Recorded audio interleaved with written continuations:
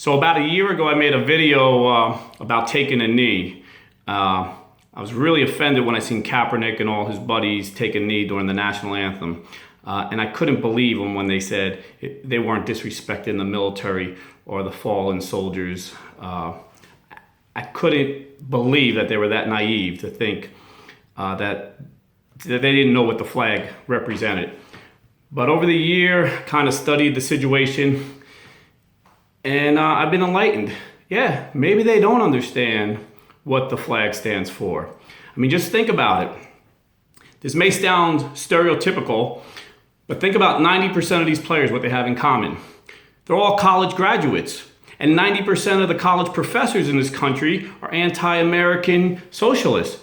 So they probably never heard the American history that we all love and adore, or they got jaded with some anti-American sentiment. So I'm going to give them a quick history lesson, and then I'm going to give them a solution to the true problem in this country. It's going to take about 5 minutes.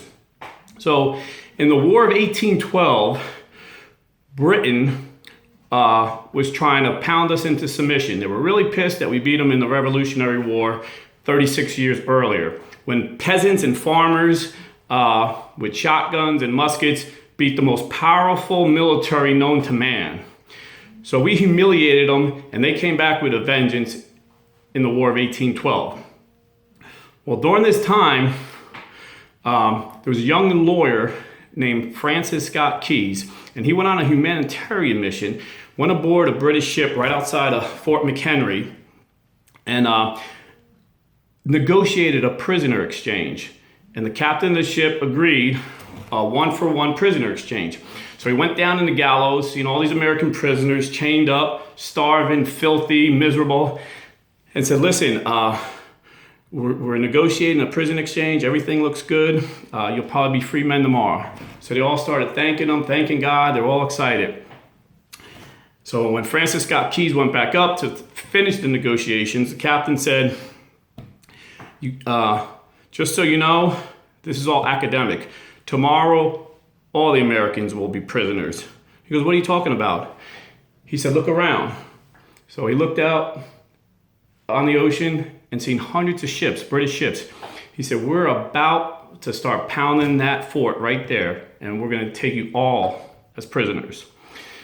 So he said, you can't do that. Francis Scott Key says, there's mostly women and children there. And he's like, don't worry about it. We gave them a way out. You see that big American flag up there on the rampart?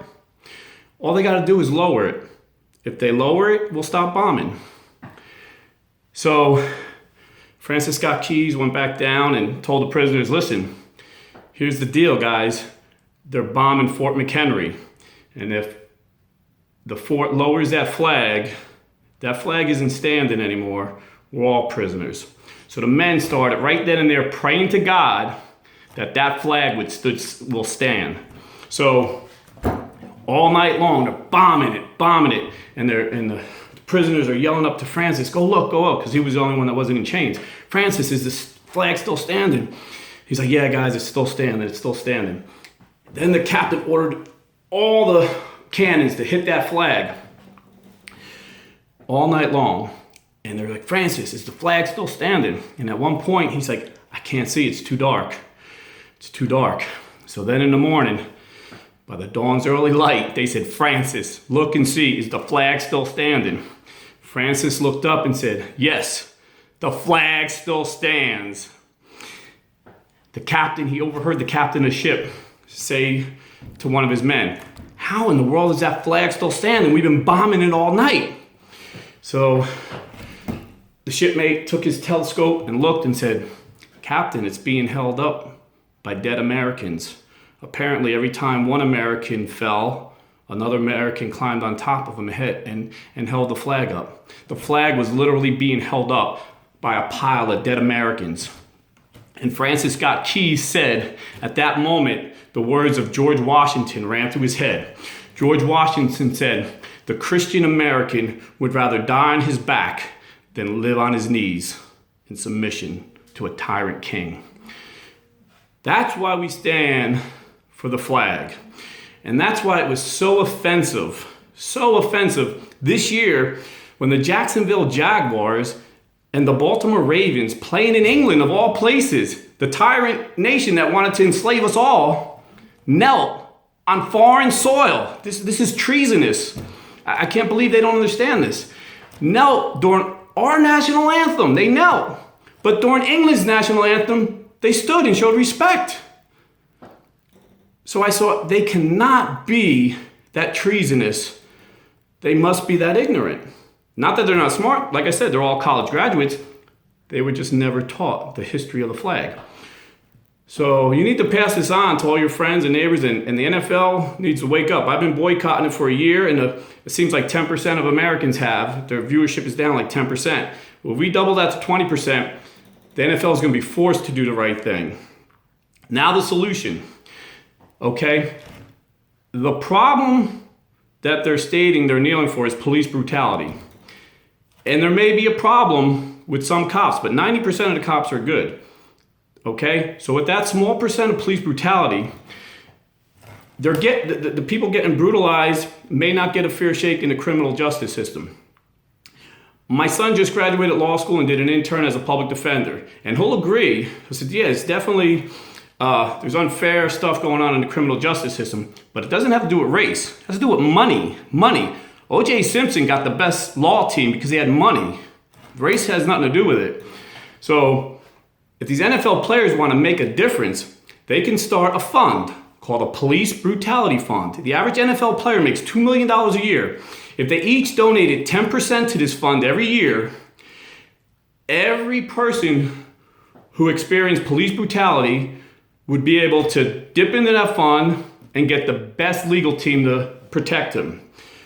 And I think that would do more good than disrespecting the flag every Sunday and offending more than half of the NFL customers. Because it is a business and we are your customers and you're offending us. My second solution is to teach your children to respect the police. I grew up in the inner city. When I was disrespectful to a cop, I got roughed up. When I was respectful, I didn't get roughed up. That's usually how it is. They're not looking to beat people up, but they're not going to take any crap either. So is that right or wrong? I don't know, but that's the real world. That's reality, okay? So deal with it. Second thing I would suggest, when the American flag rises, think about this. Think about the dead Americans who held it up when Britain was trying to enslave all of us. Think about the dead Americans who fought to bring down the Confederate flag. Think about that. That was an issue a few years ago.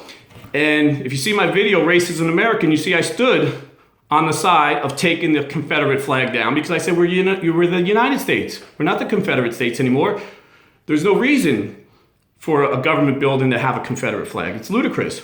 So I agree, flags have meaning. And no matter what my Southern friends said, the flag meant heritage to them, I knew that flag meant racism to my black friends. So I was on the side, the people that said, bring the Confederate flag down. Now you want to bring the American flag down too? What flag do you want? The communist flag? Come on. Think about this.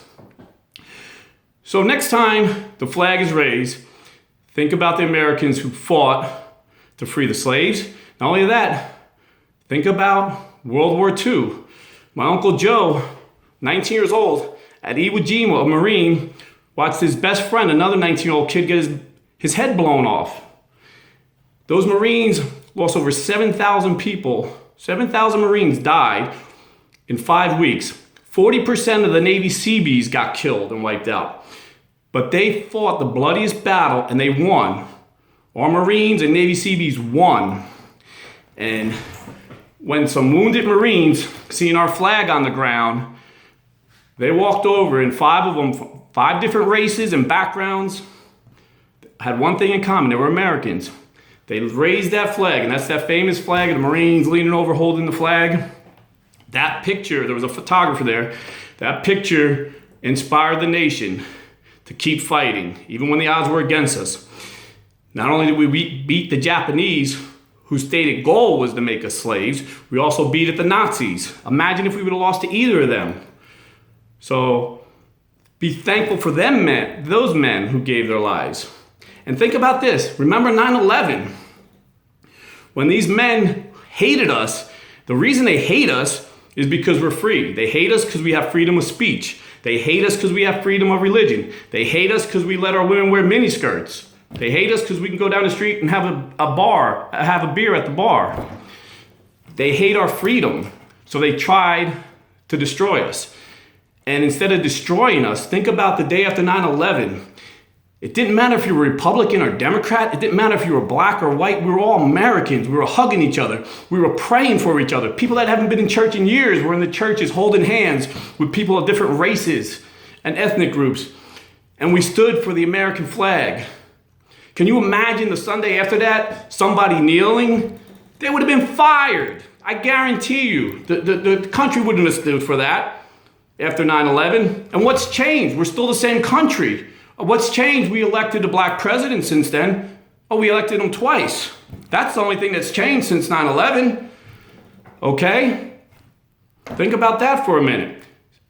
Stand and be thankful for your country. Are we perfect? Of course not. Is your family perfect? No. Is my family perfect? No. But am I going to let someone disrespect my brother or my sister? Heck no. Am I going to let someone respect my mother? Definitely not. So this is why we're so offended. So that's your history lesson, and I hope it makes a difference, but I'm still boycotting the NFL until they enforce the rule. The rule is in the rule book that they're supposed to stand for the national anthem and show respect. So until the NFL starts enforcing their rules, I'm boycotting it. So it's not a big deal this year because my team's the Giants, but still, I still love watching football, but I'll boycott it. God bless. Bye.